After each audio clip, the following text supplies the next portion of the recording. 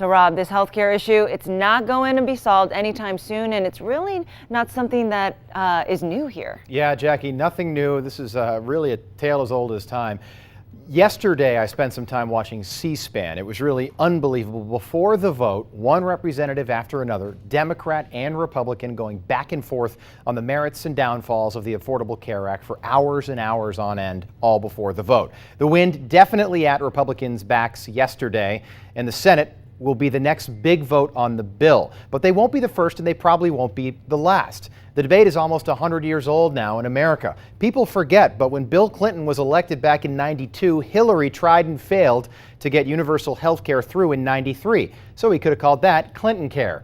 Ted Kennedy tried for 40 plus years in the Senate, and JFK had it on his agenda if he was reelected in 1964, so that would be Kennedy Care.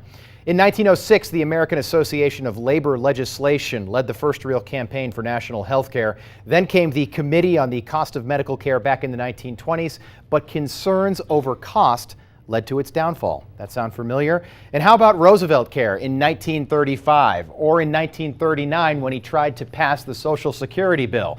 And I bet you remember Truman Care, right? Harry Truman's plan for national health care in 1944 was different from FDR's because Truman was committed to one universal plan. Does that sound familiar? I bet some of you recall Johnson Care in the 1960s, better known today as Medicaid. Johnson signed that into law in 1965, all as part of his Great Society. Believe me, honestly, I could go on, and I'm sure this debate will too as Obamacare shifts potentially to being called Trump Care. Man.